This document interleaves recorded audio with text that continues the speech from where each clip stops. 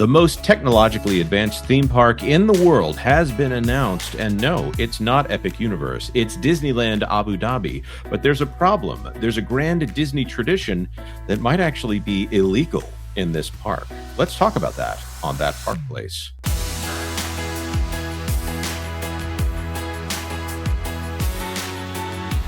Hello, I am Jonas J. Campbell, an investigative reporter from That Park Place, and I am here today with not only my Wookiee co-pilot, Mr. Vash Sky, but also my great and worthy opponent, Mr. WDW Pro. Gentlemen, how you doing? Drinking coffee, happy. Cool here in AC, room in Arizona, but man, it's a little bit hot out there. A lot hotter in Abu Dhabi. Well, I have got an article to share with you all, and this takes some very specific knowledge about how the theme park industry works out there in Abu Dhabi, specifically in that Dubai, Abu Dhabi area, and also for the Miral Group, who has, I think, 4 theme parks operating on Yas Island right now. Now, we don't actually know the name of this theme park yet, but everyone seems to be going with Disneyland Abu Dhabi. And maybe, just maybe, if you're over on thatparkplace.com, you might know that a competitor might have actually stolen the domain name for DisneylandAbuDhabi.com. But today, we're going to talk about how Disneyland Abu Dhabi would never work outdoor, says Park Boss. That's not Josh Tomorrow. That is, well, a guy from Miral that I'm not going to attempt his name without it on screen. Wait a minute. You're telling me that he's the boss of Disneyland? Oh, my gosh. Jonas, it's looking more and more like Abu Dhabi from Miral was a hastily made mirage from Disney. That's an excellent use of imagery there. We're going to this article from Caroline Reed from Forbes. I got permission to put this one up on screen. Normally, we try not to violate paywalls, but it's also been covered in other outlets like Blue Loop has covered it. So I think we're okay here. Now, Caroline Reed has excellent coverage. The operator of Disneyland Abu Dhabi has put an end to months of speculation by confirming that the upcoming theme park would never work outdoors. Disneyland Abu Dhabi will be developed and run by Miral. That is a full stop sentence right there. The only other word that's missing. Did you say the D word? What's that right. D word you said? Developed. Oh, you got to be careful with that D word now. The other one is operated, which also comes from the same interview. It's not on screen at this moment. I'm sure it's covered elsewhere in the article or in Caroline Reed's coverage. But developed, run is the word here. Built also by Miral Group here. Hang on just a second, I got to read this one sentence. Let me segue to this. Okay. Sidebar for a minute, folks. Let me take a little tangent. It says, these 3 parks on Abu Dhabi's Yas Island hold their own against the best in the business, even though all of them are indoors due to the scorching heat. The hot climate where summer temperatures soar above 110 degrees. Wait a minute. We just did a video on this channel earlier this week about how Disney World is suffering from temperatures that feel like they're 112 with 100% humidity. Oh my gosh. And meanwhile, in Orlando, they're chopping down the indoor spaces with air conditioning. In Abu Dhabi, they're like, you people are crazy. We can't put an outdoor park in these kind of temperatures. It's so funny. You're completely correct, and also we're going to point out this theme park complex operates differently than Florida in a way that is so distinctly Emirati, as Vash called it when he said what they were going to do for this park. But let's keep reading. Let's see. The Abu Dhabi government backed leisure operator behind the region's leading theme parks, Warner Brothers World, SeaWorld, and Ferrari World. These 3 parks on Abu Dhabi's Yas Island hold their own against the best in the business, even though they're missing a park, actually. Yas Water World is also there, and I'm from everything I hear, it's spectacular. We know from our experience that an outdoor theme park would never work, says Miral's trailblazing chief executive Mohammed Al-Zabi in a revealing interview with the Middle East's local edition of Forbes. He said, who would ever try a thing to put a theme park where summers are above 110 outdoors? People will die. Meanwhile, the performers inside the Tigger suit at Disney World are like, yeah, I've been there before, man. I cannot even imagine the smell of sweat after trying to do we're not going to say the not safe for magic phrases because some of our Disney diehards do not appreciate us. You could wring out Eeyore into a bucket at the end of his 30 minutes. Yeah.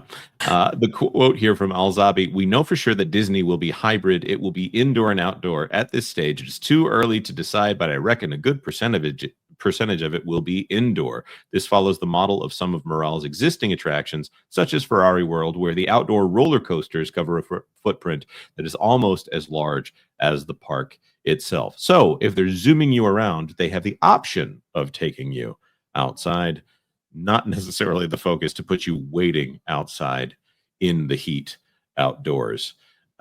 Here's the interesting thing. I'm not sure if it's in this article or not. Here it is. Yas Water World Park open until at least 9 p.m. every day until August. I'm going to do a control F here for the word legal. Okay, here we go. An indoor setting will also give Disney the flexibility it requires for its usual park format, which involves afternoon parades taking place in unshaded areas in the summer between midday and 3 p.m. This wouldn't be legally possible if Disneyland Abu Dhabi was outdoors, as the government imposes a ban on work under direct sunlight and in open air spaces between 12:30 p.m. and 3 p.m. from June 15th to September 15th. It is literally illegal to force someone to work outside between 12:30 and 3 p.m. And for those of you saying, oh, well, you can still have guests out there, you cannot have an area of the park in which employees are legally prohibited from intervening with those guests. Vash, you've been to Las Vegas before, I would presume. A few times, yes. Many times. Vash, this sounds to me like Caesar's Palace. Disney's Palace, that's what this sounds like, as opposed to a full-blown Disney park. Yeah, I would say so. And we've been seeing concepts for Middle Eastern theme parks from a range of theme park proprietors for a long time. Obviously, they have set up a couple of different destinations, especially on Yas Island, as we talk about here. But they have, I think, one thing in common. One of the design features is that a lot of them be as indoors as possible. I believe even the Dubai park that was proposed to Disney back a few years ago, actually, they proposed that it would be, I think, over 50% indoors. And like the heat is like, if you think Orlando is hot, think again, folks.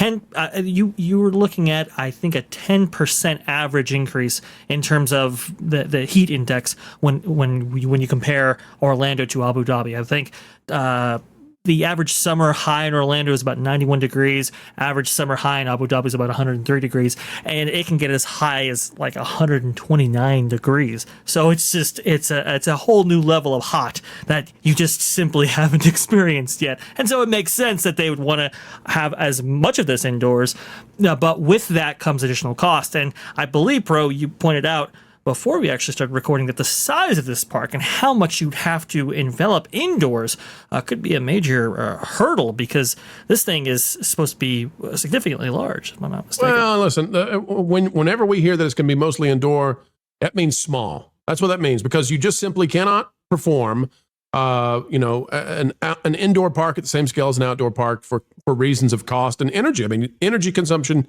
it just gets astronomical the bigger the thing is. So what I would say is, too, that what this reveals for us is that concept art is yet again a bunch of bunk. When that concept art pops up from Disney on that day when they're doing the investor call, they showed us, this lush jungle-looking place with a giant rune prism kind of castle. And I looked at it and I said, that's nonsense. And, well, turns out it was.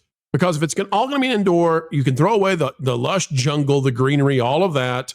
They're not going to spend on making a forest, around an indoor park. So it was all a facade. It was all a mirage to hype up the investors and the analysts, I believe.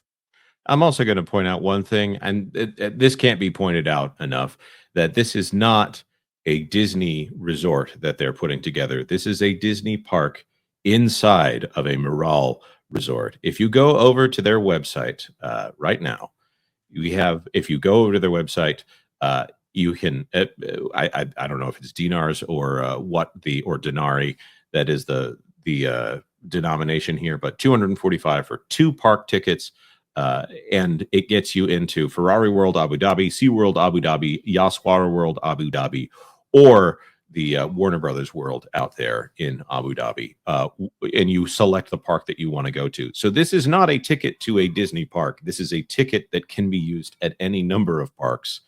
And one of them is Disney. And we've never seen that before either, have we? We've never seen it where a Disney park is part of a larger corporate IP conglomerate resort. We've never seen this. Exactly. This is something where Disney, if it runs how it has always run by these people who have apparently impeccable taste and unlimited amounts of money, if they get their way, which with this arrangement, we're pretty sure they're going to get their way, you will see a ticket that can be used at WB Land or at Disneyland. So it's an amazing arrangement that they've got here, and not anything near the ones that we've seen in the past. You guys have anything else you want to throw in before we wrap this up? Because I'm sure that our commenters have lots of things they might want to say. What else do you think is illegal in this park? Yeah, well, this is going to be a very different Disney resort than anything that has been previously done. I think the closest, theme park resort or destination that could be applied here is maybe Tokyo, but even then, this is part of a sprawling complex right here, built up of many resorts. Very different situation than what you have over there in Tokyo. So we'll definitely be keeping track on this, because man, it's just a fascinating thing to set up a resort here at this what is it, the meeting place of the world, or I don't know what the phrase is, Jonas. I can't figure it out. I don't know. Crossroads of the universe seems to work. It is centrally located, I will say that. Pretty close to all those Europeans. I wonder if the Europeans will go to this Disney instead of the other Disney. Now, that would be a disaster for Disney parks and experiences in Orlando, its traditional international destination, despite the existence of Disneyland Paris. Bro, you have anything you want to throw in before we wrap this up and ask people to kindly hit the like button? Did Miral Mirage put Josh Tomorrow in as the CEO? Let us know down in the comments. Folks, like, share, subscribe. Click it, stick it to the algorithms. It is the notification bell. Drop a comment down below and let us know about the CEO. And until the next time, we gotta go. Boy, it's hot out there, but not as hot as in Abu Dhabi. Folks, keep learning, keep growing, stay cool, and keep having fun. Jump into the water! Why listen to music made by people and companies who really don't like you? Check out Vacation Radio today and prepare for all new content made by the people behind the WDW Pro channel.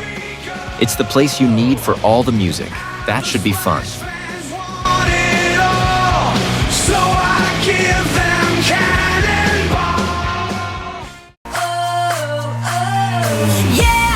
Hundreds of songs, every genre you can imagine. Listen live on YouTube and enjoy a set list that's always sunny. It's Vacation Radio.